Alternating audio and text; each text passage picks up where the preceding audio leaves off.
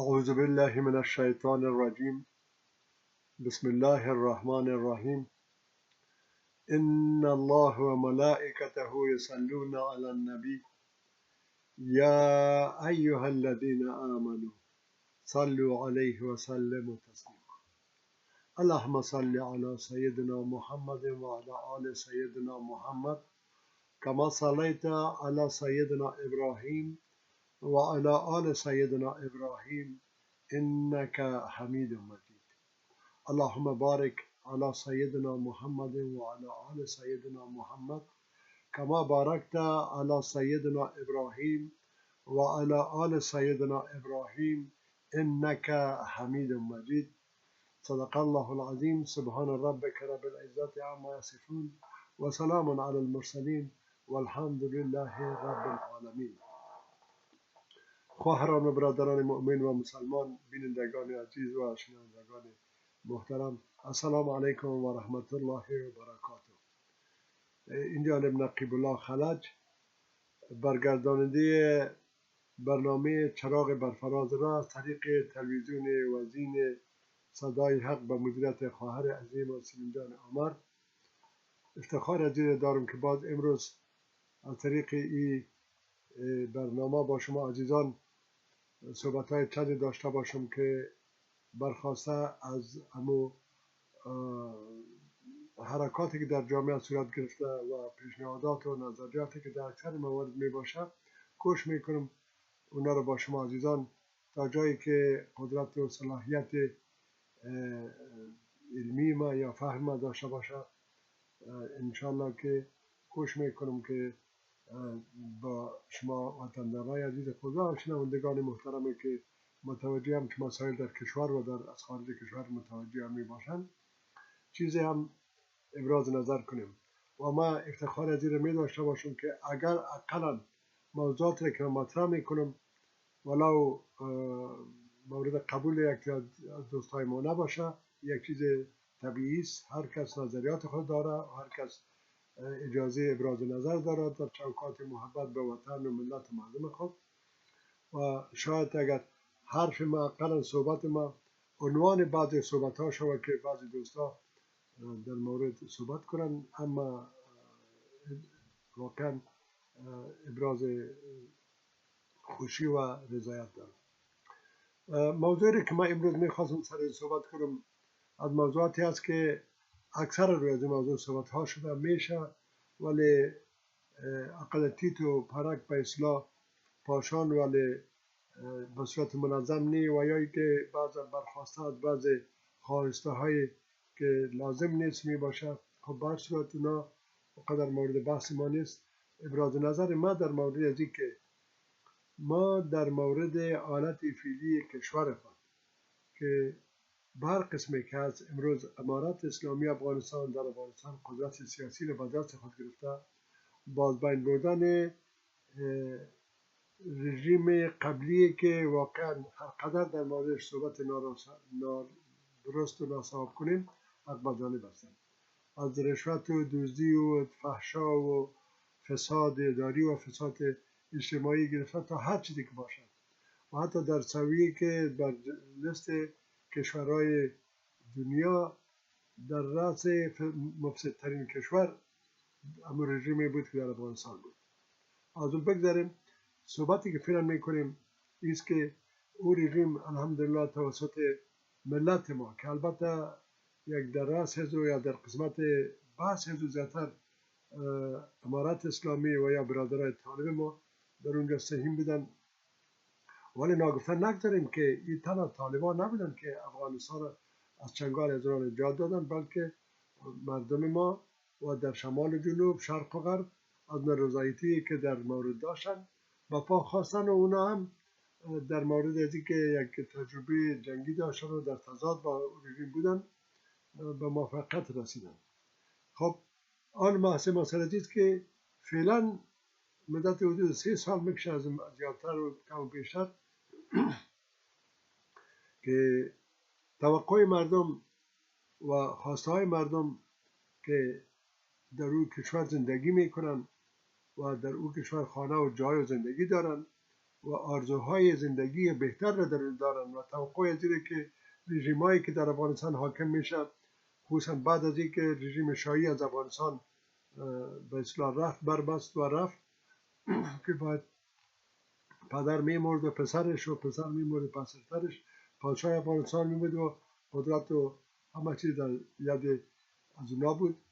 به این اساس فعلا انشالله که ما کوش میکنیم بعد از اینکه نامهایی را گذاشتیم دولت اسلامی و بعد از جمهوری اسلامی که در هر کانش یک پسوند به نام اسلام بود، ولی متاسفانه در رژیم آخر هر چیزی که ما میدیدیم بود ولی اسلام نبوده بود.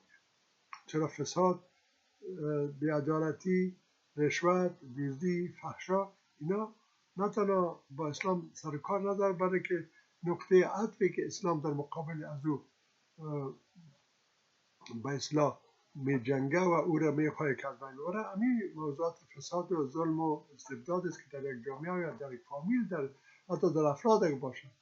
ما میبینیم که در قرآن عظیم وقتی که از ظالم و ظالمین یاد میشه، از مفرد هم یاد شده و زمانی که یک شخص به یک کار ناشایست مبتلا میشه، کار میکنه، اونمون شخص و جزای اعمال خود میرسه در محکمه. مثلا شما ببینید اگر ما میگن که دست سارق و سارقه را شما قطع کنید، خب این موضوع یک دولت است که وقتی که یک سارق و سارقه را گیر میکنن، اونو منفرد از افراد است، ولی به اساس از لیکن سیستم و رژیمی را که در یک جامعه حاکم میباشه، مثل در اکثر کشورها است، یا سیستم پادشاهی بود یا جمهوری اسلامی ساخته بودن یا حال امارات اسلامی است، هر کدامش که است این برخواسته از متن ملت افغانستان است و باید مقصد باشد و باید مورد انتخاب و مورد رضایت اکثریت مطلق جامعه ما باشد. این که نامش اسلامی است، در هیچ کدام شک نداریم که یک کشور اسلامی است و ملت اسلامی و مردم مسلمان ما آرزوی از این دارن که یک چیز داشته باشند. در اینجا هم یک بحث کوچک باید شود. ما زمانی که از یک جامعه اسلامی صحبت میکنیم، در اونجا نه تنها حکام از اونها باید حاکم مسلمان باشه، باید که ملت هم مسلمان باشه.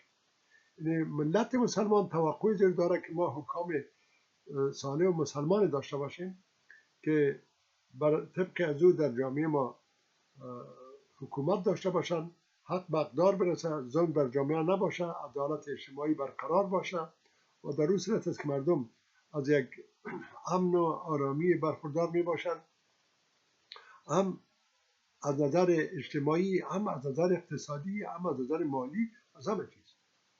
یعنی تمام کشورهای دنیا رو ما که شما میبینیم یک سیستمی هست که در دنیا کار میکنن. ما وقتی که از امارت اسلامی صحبت میکنیم، اونا هم باید این کارات در موجودشان باشه که انشالله ما او رسش چند جمله البته خدمت شما عزیزانم ذکر خواهد کرد.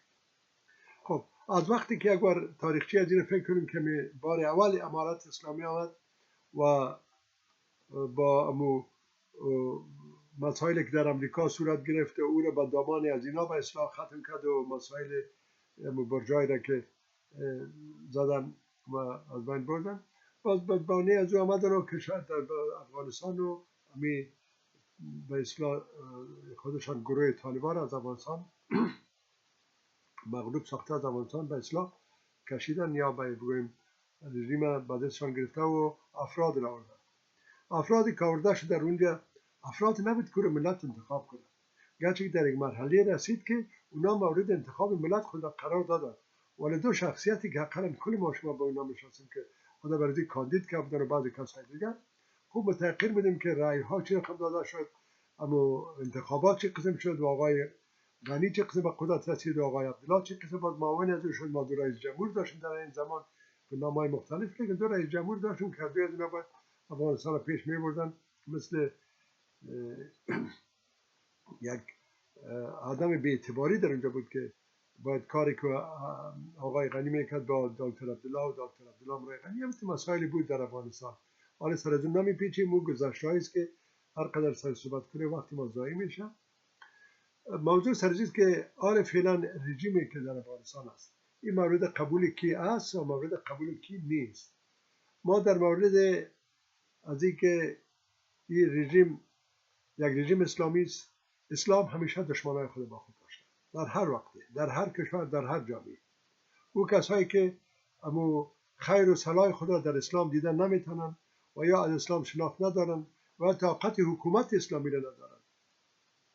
شما میبینید وقتی که ورق تبدیل میشه یک رژیم از او حالت به این حالت میه، یک تعداد کثیر از انسان ها که از خورد و برد در جامعه، از فساد از هر چیز استفاده درست داشتن و با قدرت رسیده بودن و کار کردن، اونا وقتی که از بین میرن میبینید با میلیون ها دلار هر کدامشون گریختن برطرف، در هر جایی که رفتن اونا اگر با واقع ببینید مقابل طالبان با ناحق بساده هستند. آدم میگه شما کسایی بودین که قدرت در دستتان بود، حاکم بودین و ملت محکوم، شما چی کار کردین در افغانستان جز دزدی و جز غارت و اینا؟ ولی حالی که شما انتقاد میکنید یعنی شما آرزو دارین که باز پس بیاین و برنامه گرده ملت بنشینید. یک بحثی است که خودشان باید فکر کنه که ما اگر خوب می بودیم، اگر ملت با ما می بود، ما را هیچ کس از بین برده نمیتونست. همین لحظه مورد طعن و مورد بحث مردم هستیم که در مورد از بین رفتن شما هیچ کسی نیست که به خاطر شما اشک بریزه. یک طرف قضیه. در موضوعات عقیدتی که هستیم ما در جامعه ما متاسفانه باید بسیار با صراحت بگویم، من فرزند از اون جامعه هستم.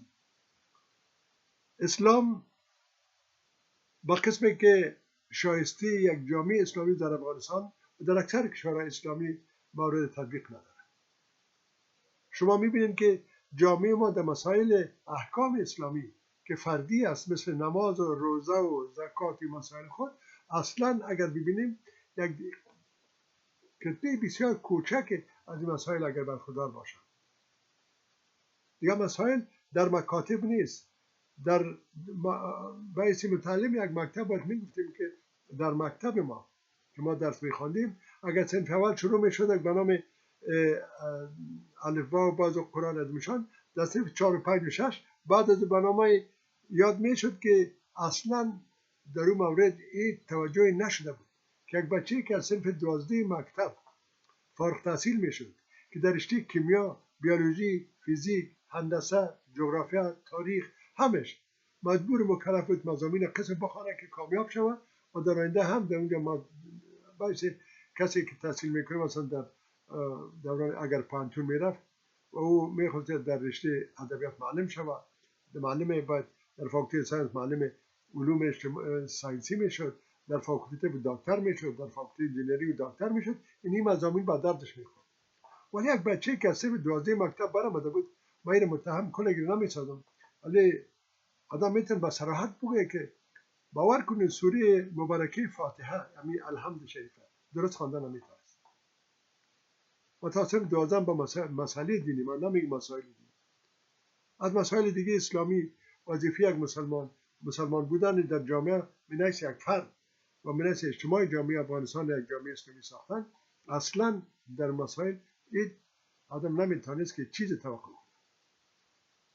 چی رسد به این که باید معانی یا قرآن خوان، چی رسد به این که ما وقتی که جمهوری اسلامی میگیم یک اندازه خود اسلام باید بفهم. ما رئیس جمهوری ما هنوز دست خود بسته نمیتونیم در وقت نماز خواندن، یعنی وقتی که ساعت میشه نماز خواندن یاد نداشت آقای غنی. اگرچه که من این حتما میدونم آقای غنی واقعا یک شاگرد لایق مکتب بود و او رو شخصا میشناختم، با من یک سلام علیکم داشت. من دوران بسیار وقت و از یک فامیلی هم بود که اونا در مسائل اسلامی مثل نماز و دیگه باید حد میدونن که با توجه میداشتی که خودش چه کارا میکرد. به هر صورت دوری از وطن و دوری از مسائل بودن که قدر چون دین برای کس نان نمیداد، از او خاطر اکثر موضوعات را مردم تعقیب میکنه که از او یک لقمه نان پیدا کنه، یک کار بار بود. خب این وقتی که در افغانستان ما این مسئله رو میبینیم، آمدن یک سیستم، یک رژیم، یک قدرت اسلامی که واقعا مسائل اسلامی را بسیار به اندازه دقیق میخواد در جامعه تطبیق کنه، این به یک تصادم روبرو میشه. به یک تصادم به این خاطر که ما یک تعداد کسایی داریم که اونا اسلام اصلا اطلاعی ندارن و برای اونا مسائل اسلام اصلا تازه است. ببینید ما وقتی که میبینیم اصلا هدف فیلم امارات اسلامی نیست، هر کس که باشه. حتی در دوران جهاد شما دیدین بازی که جهاد پیروز شد، اما از هر گوشه و کنار کسای به نام شکایت و به نام نارضایتی و به نام این و آن که در قدرت هم نزده بودن شروع کردن برای که جهاد باید به این حالت رساندن بود که جهاد مجاهدین با هم جنگ کردن، مجاهدین نمیفهم دوزی کردن، مجاهدین مثلا مال وطن دنیا رو خودن، مجاهدین کمکای کمک خود مجاهدین میکردن، مجاهدین همین مجاهدین که تمام دنیا سر افتخار میکرد که واقعا در مقابل ابرقدرت ها ایستاده شدن. اون مجاهد اگر با این کثافت ها روبروی که شما برشان میخواین بسازید همنوا می بودن، این پیروزی ها رو پروردگار برشان نصیب نمیگشت. اون مجاهدی بود که کل ما شما میفهمیم که اگرم کسای به خاطر منافع خود در حمایه از ما و پشتیبانی از مجاهدین ما میکردن، اونا در خط اول نبودن. اونا کمک‌های مثلا اسلحه‌ای یا کمک‌های مادی برای ملت ما به خاطر ضرورت می‌دانستن. اگر ما ببینیم در مقابل اتحاد شوروی، اگر اتحاد شوروی افغانستان واقعا به دست می‌آورد مثل یک از اقوار خود، کار کشورهایی که همین ساختمان خود افغانستان در جایی که ما قرار داریم در قلب آسیا، در اینجا این بسیار از نظر سرکوجشی، از نظر بسیار مسائل افغانستان بسیار مهم است که در اینجا تمام کشورهای دنیا علاقه داشتن که باید نگذارن که به دست اتحاد شوروی یا روسیه بیفتن.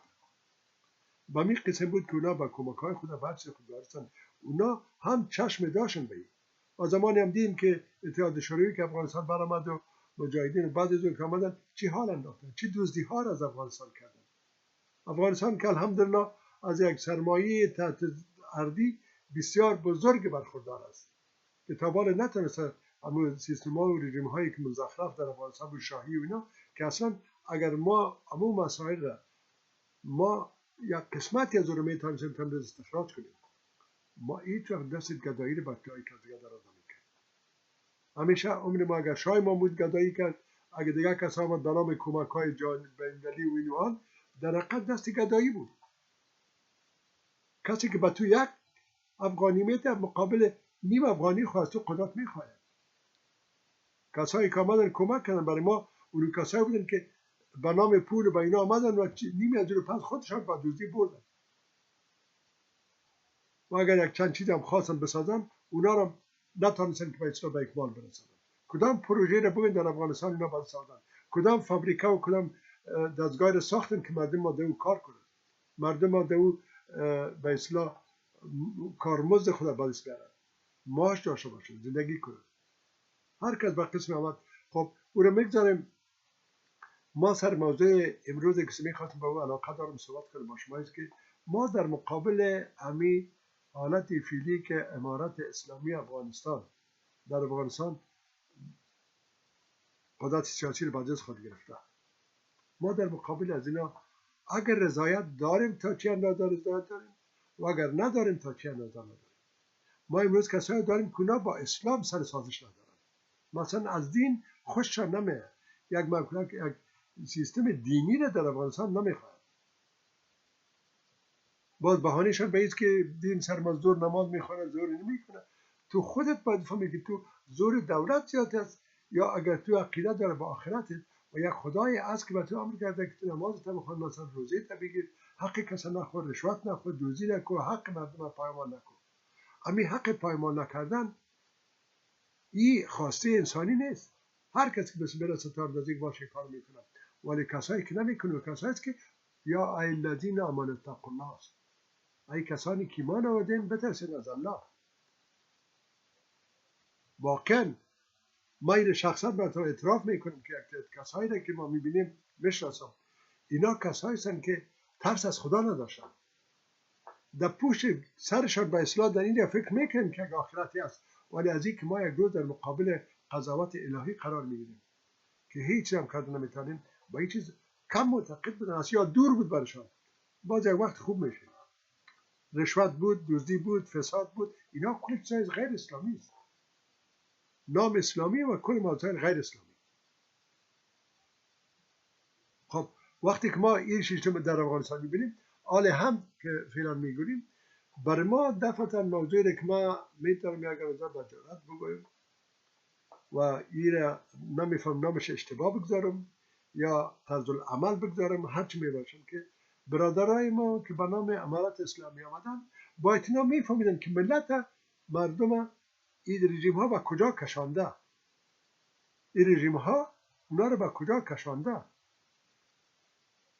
امروز بنداز رشوت خونی مردم ما بود که میخوردیم. اینطور نیست که ملت نمیخوره. یک چهار تا این ملت در جای کار میکرد، اگر کاتب بود، اگر سرکاتب بود، اگر مامور بود، اگر معلم بود، اگر دکاندار بود، تقریبا میکرد. اینا خو این ملت بود.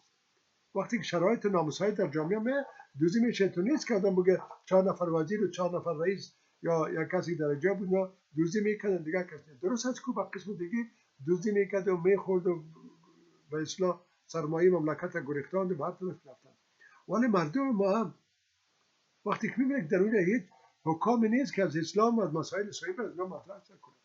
شما تلویزیون ها رو میدیدین، شما کدام روز دیدین غیر از که بعضی کسا اگر برنامه اگر از خارج کشور میساختن یک روز شما دیدین که 4 نفر بیاد در موارد اسلام، در مورد از اینکه یک سیستم اسلامی چه رقم است، یک رژیم اسلامی. ملت ما با اسلام و مسائل اسلامیش بیگانه شده بودن. اینو باید اعتراف کنیم. یک 4 نفر عالم در یک مورد صحبت کرده میتونه، این موضوع تمام ملت نیست.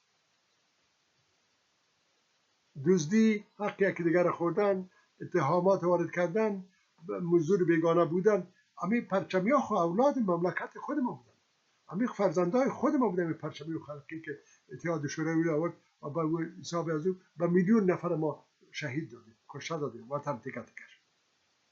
این رو اگر سابقات بود، این ملت ما رو به پرچم و خلق آمدن، این ما یکی که شما میشناسید. کدام از اینا که امروز این که یک نماز بخوانند، کدام شدید که نام الله را گرفته باشند. ما خود سنفیای ما بود در فاکولته، در مکتب سنی خودم نی در فاکولته اکثر از اینا میشناختم. دین یک چیز مزخرف فکر میکردن و برای دی کار کردن و یک تعداد کسا را منحرف ساختن. بعد از وقتی که اونا را ملت وقتی متوجه شد، اونو ملتی که به نام اکثریت مطلق دو بیسواد است. من بسیار با کمال تاسف میگم من فرزند از اون ملت هستم.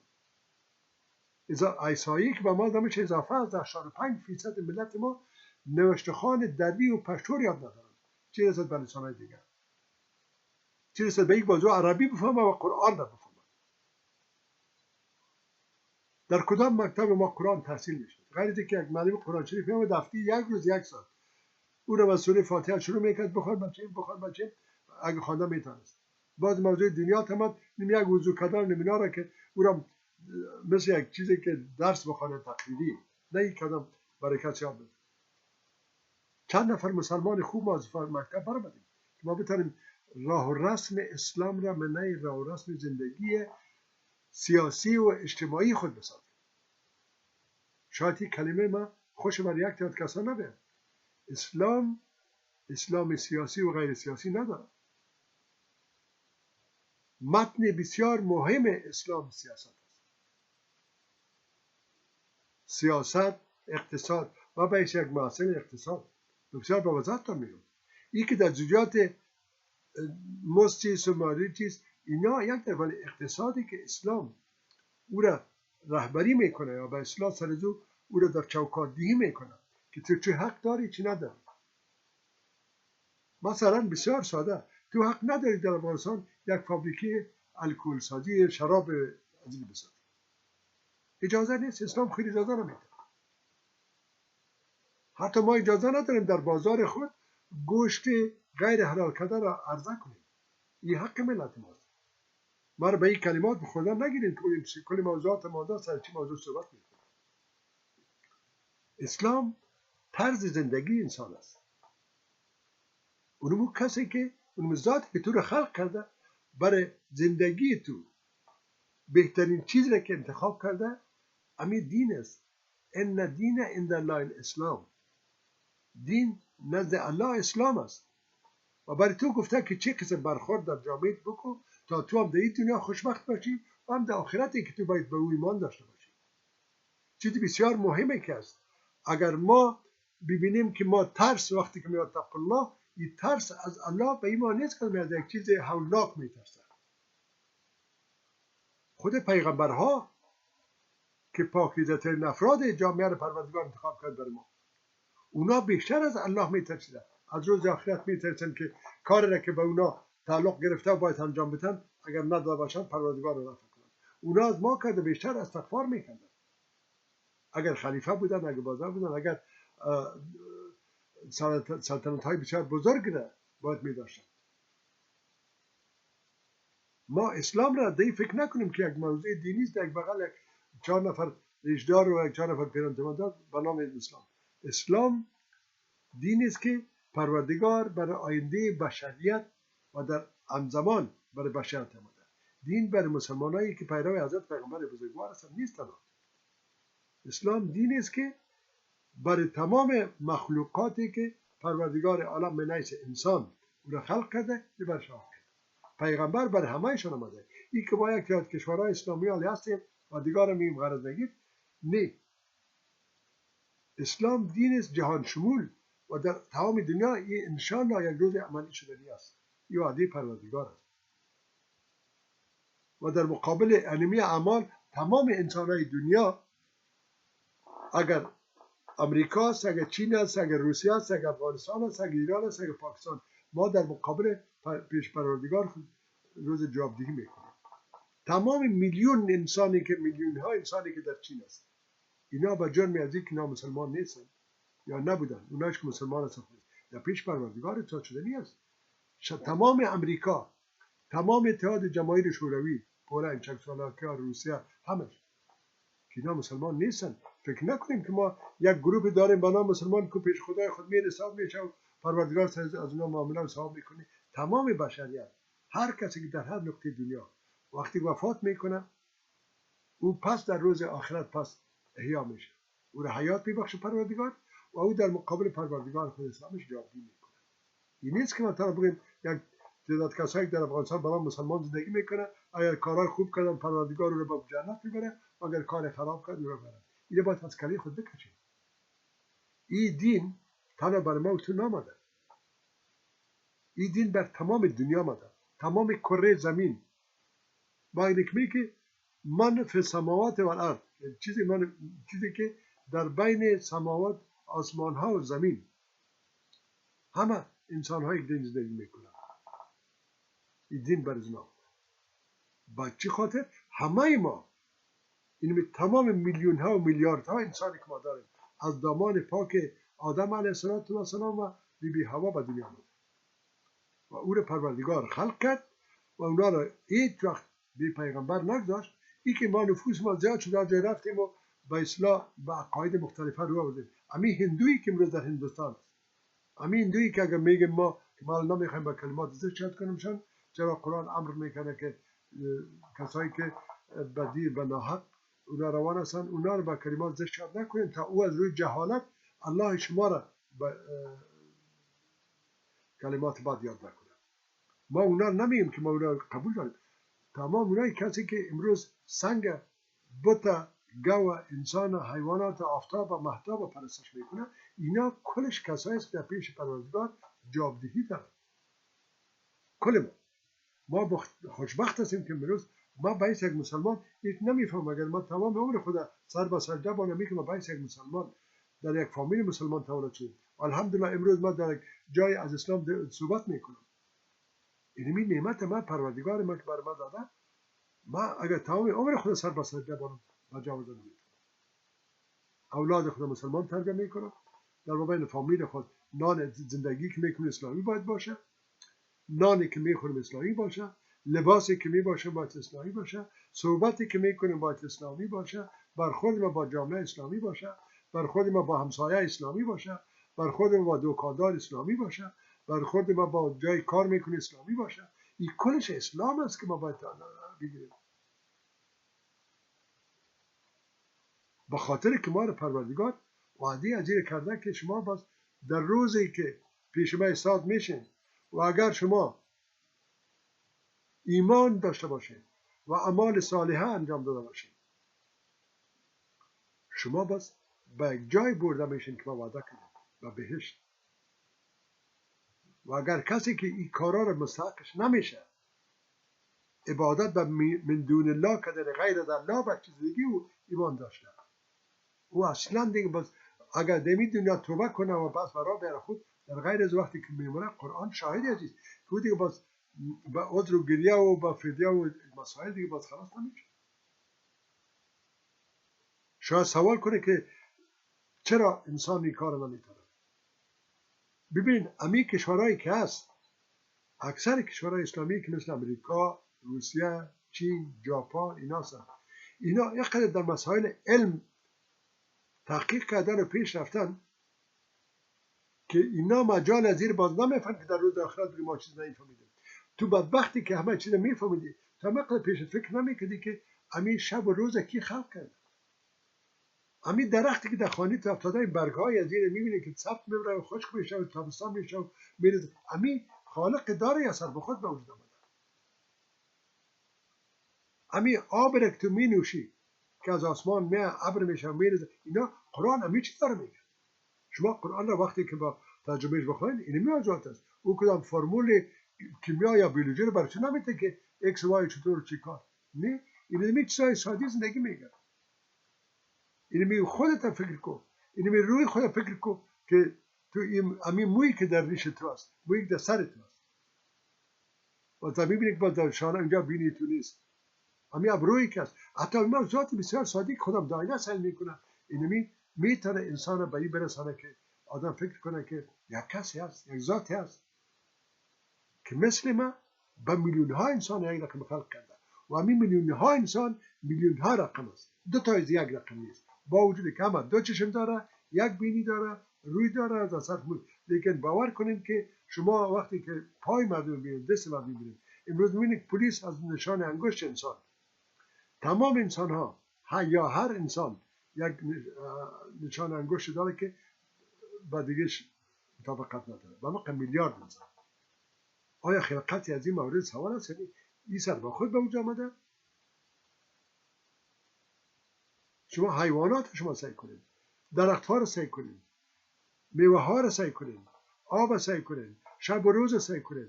این آفتابی که در آسمان از اونجا میاد، این زمستانی که میاد، این تابستانی که میاد، این مهتابی که شب میبراید، این ستاره هایی که در آسمان است، اینا کلش علائم است که کلش پیغمبرای خداست.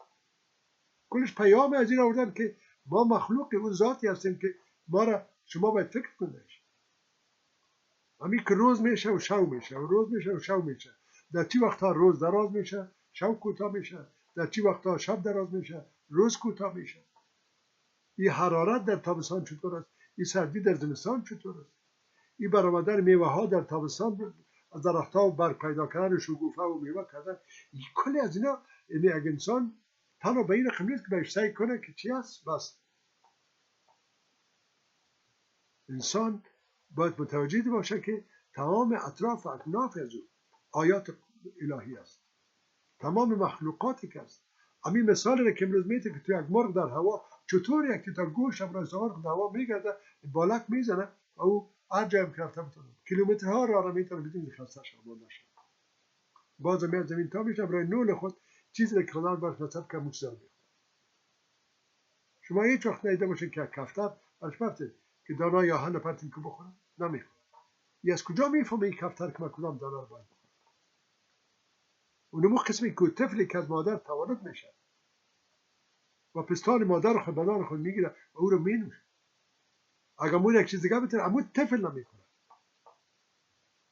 شما باور کنید میبینیم ما اطفال دیدیم که وقتی که چوشک دان شما که مواد چیزا میشه او از دان خودش میکنه. که ما اون چیزی که در چوشک هست نیست، او که نیست نمیکنه. این علم به پروردگار به طفل نوزاد داده و ما باید به این تفکر کنیم. قرآن کتاب تفکر و تدبر است.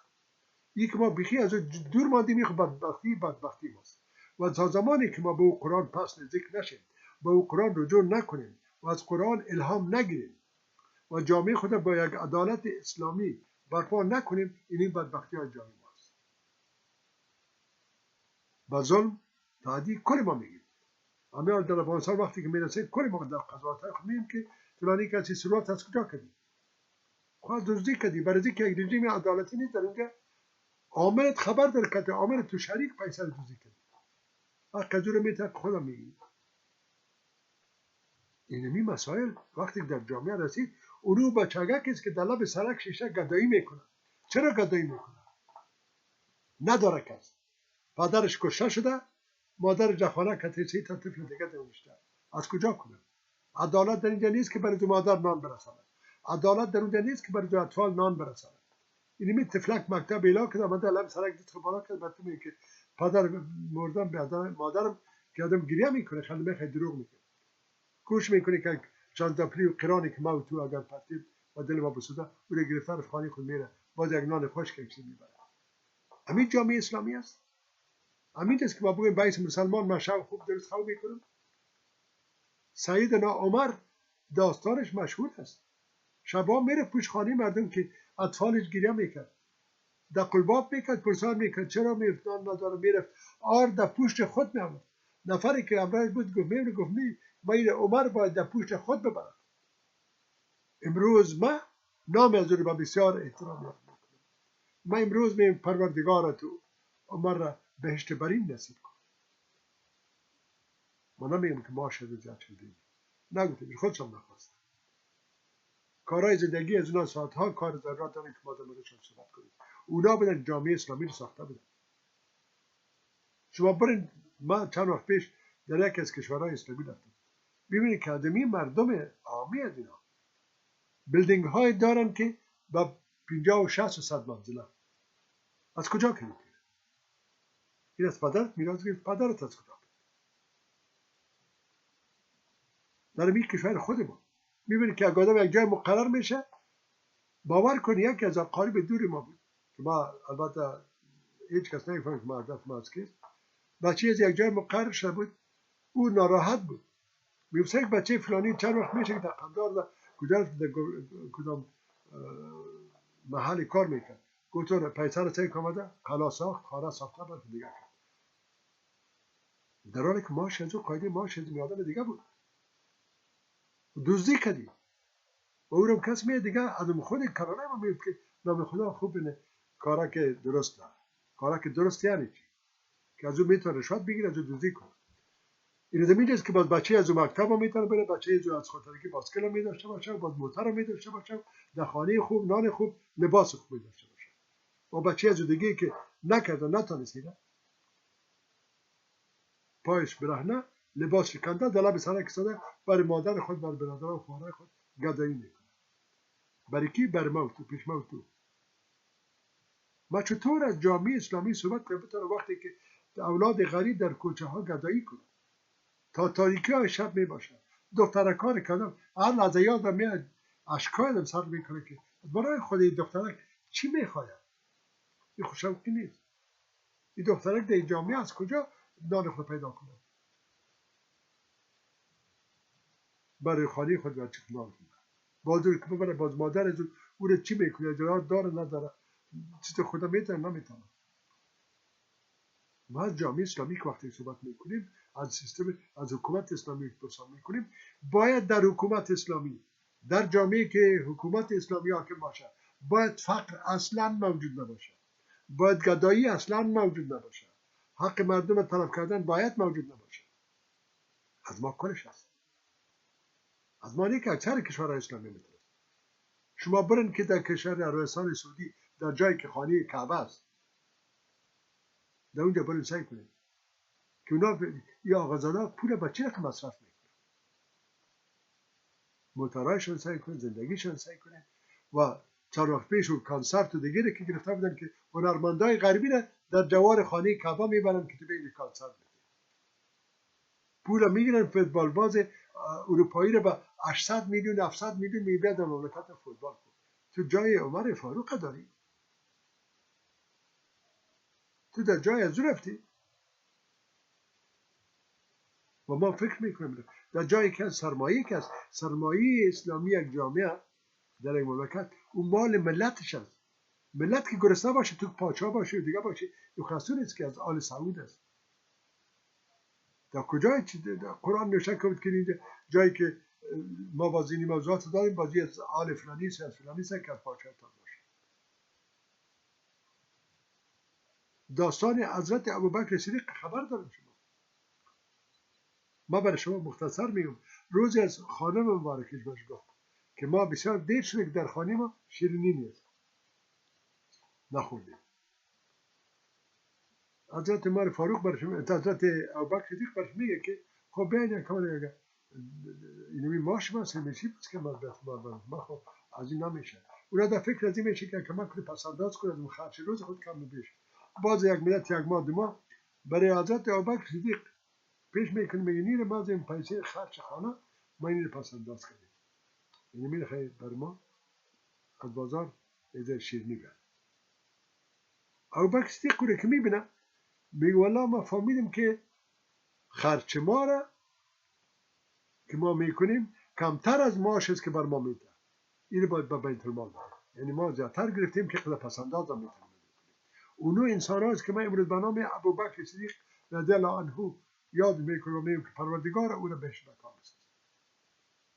مثال برای ما شدن عمر فاروق، سیدنا عثمان غنی، حضرت علی رضی الله عنه و مثال دو صحابی مبارک شما اگه داستانهایش ببینید که چه قسم زندگی کردن، اونا برای ما مثال های زندگی هستن که از جنس خود ما بود. مثل ما خنک میخوردن، مثل ما گرمی میدیدن، مثل ما گرسنه میشدن، مثل ما تشنه میشدن.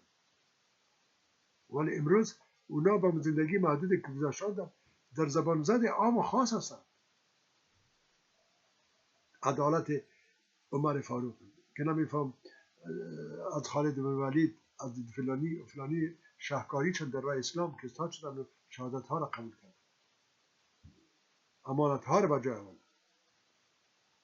خب وقتی که ما اینو میگیریم این مثال ما پس به سر که وطن عزیز خود ما باید طالب عزیز و ما عمو میگم که قربان تو لباس هر روز لباس مقبول نمیپوشی و رقم میکنی و خرچ میکنی و ما خبر شد بعضی کار میکنی که ملت گرسنه است. اما اندازه که تو اسلام و سر ما میخوای تطبیق کنی سر خود اول تطبیق کن.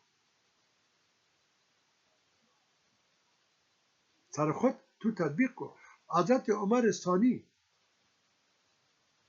حضرت عمر بن عبدالعزیز که به نام عمر ثانی هم در عدالت خود، او یک دست لباس داشت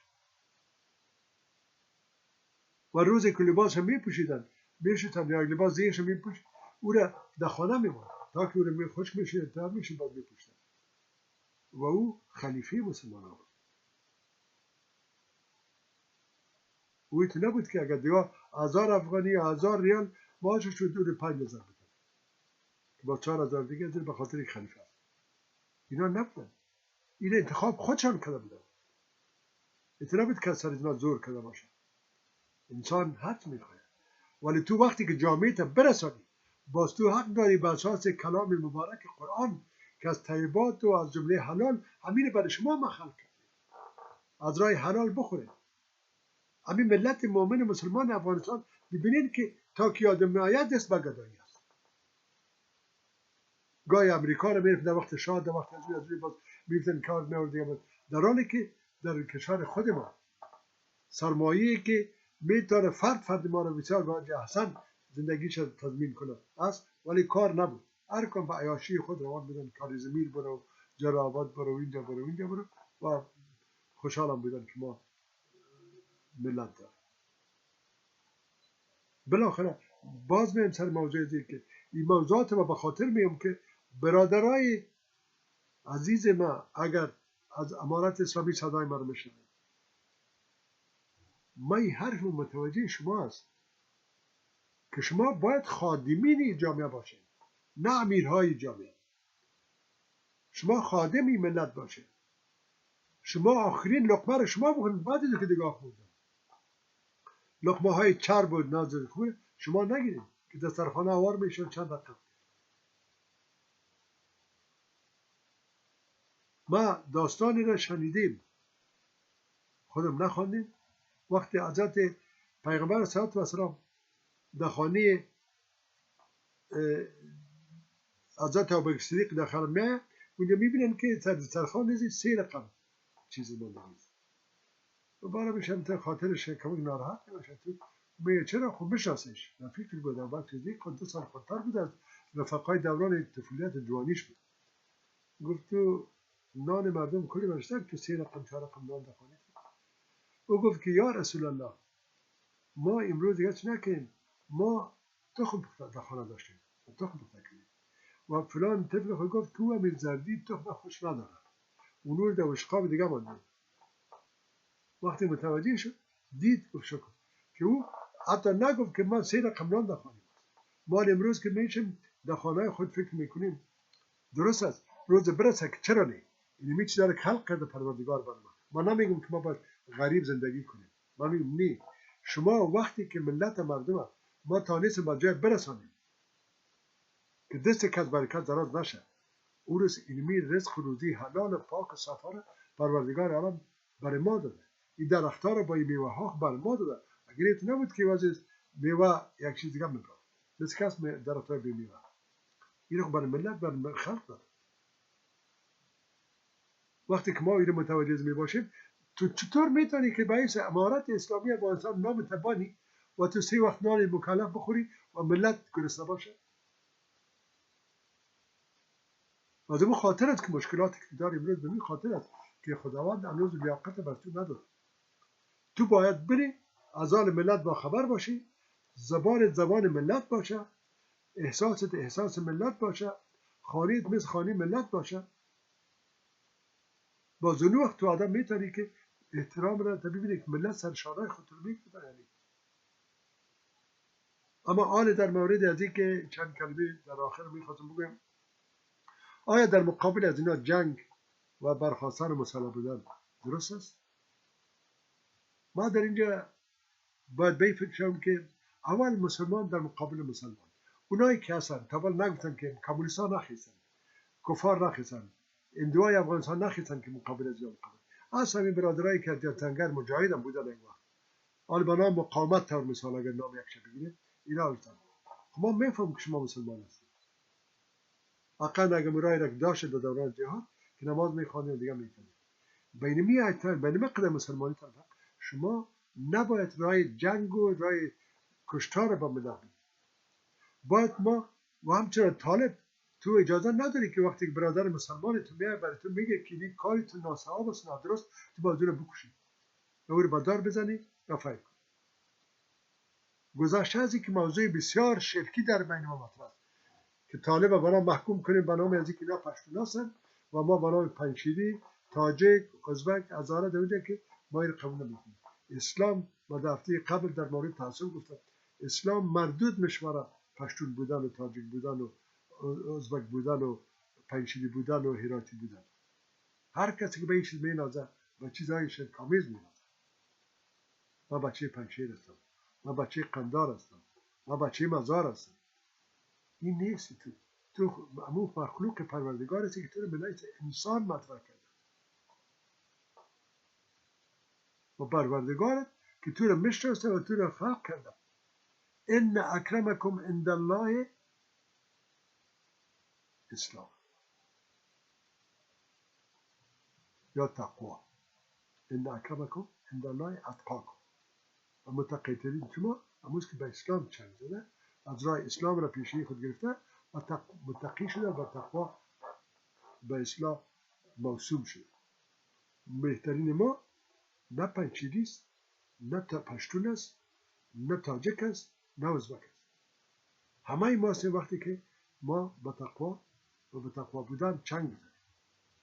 تقوا راه الله را گرفتن است.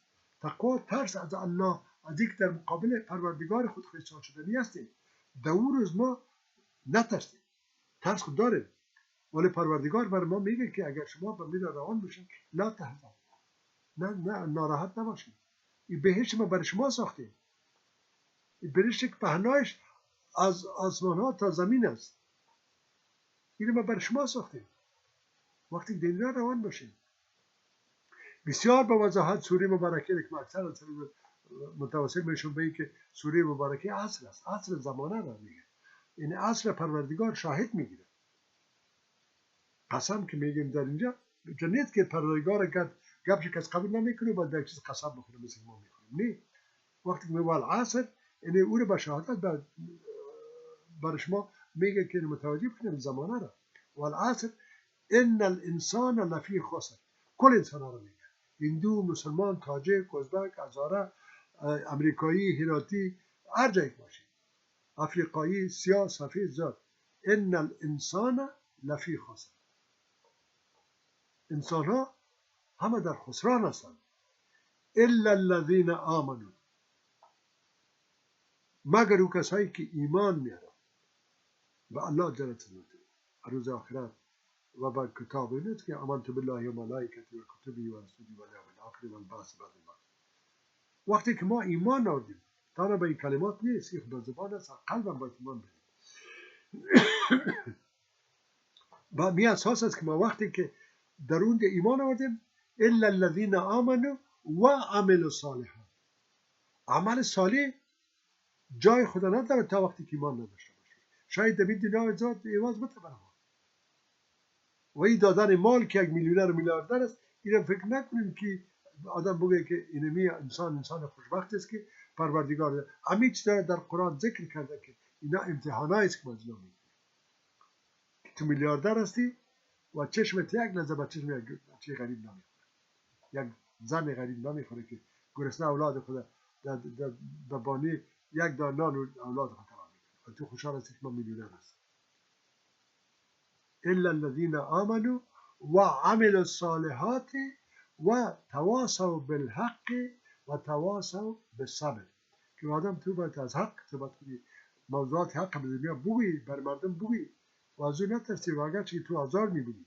چرا پیغمبرها برای دیگر چیز نامده بودن، اونا برای بدماشی نامده بودن، اونا برای این نامده بودن که اونا روان کبر دفراری قوم خودشون تکت کرد. اونا را باعث از بین خودشان انتخاب میکردن خوبشانه که تو برو به مردم به حق توصیه کن، برشان بگو که تو جز خدای یکتا دیگه خدایی نداری، برشان توصیه کن که تو در روز آخرت پیش پروردگار ساده میشی، برای توصیه کن که نیچه حلال است بخوا حق است، اینی حرام است نکن، حق کسی نخو، تجاوز نکن، دزدی نکن، بدگویی نکن، چی چیزای اجتماعی کنش که میبینه اینا رو گفتم. تو در جامعه که عدالت اسلامی برپا باشه اصلا گرسنه رو نمیبینی، اصلا گرسنه در جامعه که عدالت اسلامی به صورت درست تطبیق شد تو گرسنه نمیبینی. خب وقتی که تو عمل وقتی که توصیه میکنی، امکان در جریان توصیه مثل که اکثر انبیا بسیار مورد شکنجه قرار گرفتن، دروغگوی گفته شدن، با زبان بسیار سن توهین شد، تعرض شد، شد. ولی وقتی که میبینیم امو انسان‌هایی هستند که امروز ما باعث پیشوای خود حساب میکنیم، از آدم علیه السلام تا خاتم النبیین اینا کلشون در یک مسیر راه میرن. پیغمبر نیست که موسی علیه السلام در جای دیگه باشه، عیسی علیه السلام در جای دیگه باشه، که ما دین عیسی دین موسی، نه، دین عند الله الاسلام، دین در نزد الله جل جلاله اسلام است. آدم علیه السلام مسلمان بود، ابراهیم علیه السلام مسلمان بود، قرآنی را شهادت میده بخوریم، موسی علیه السلام مسلمان بود، کل اسلام و پیغمبر بزرگوار ما مسلمان به دین اسلام رجوع کرده. ما کل ما به یک روان هستیم. خب وقتی که ما این هستیم، ما خود ما ببینیم که می اسلام به ما حکم میکنه که ما باید یک مسلمان باشم چه اوصاف رو داشته باشم و ما اینمی خواسته را از برادرای طالب خودم دارم که تو باید مسلمان، تو نامدی که در این سرگرده ملت بشینی، تو نامدی برای که مردم از تو تا نام تا بگیره بترسن بگریزن، تو برای آمدی که مردم از محبت تو رو در آغوش بگیرن، مردم در پهلوی تو استاد شوند، مردم تو رو سر شانه‌های خود بگردن، برای که تو یک کار کردی که یک رژیم فاسد با کمک این مردم تو از بین بردی. وقتی تو یک فاسد از بین بردی، تو با فساد رجوع نکنی. این فساد تا موضوعی نیست که مگر رشوت خود یا دزدی کنی، در مقابل مردم روی نادرست کردن، زشت بودن، از تو توقعی داری که با پاشنه واس اگر یک آدم مثلا تو انتقاد میکنه، تو باید متبسم از این بپذیری که چقدر پیشنهاد از این پیشنهاد اسلامی است.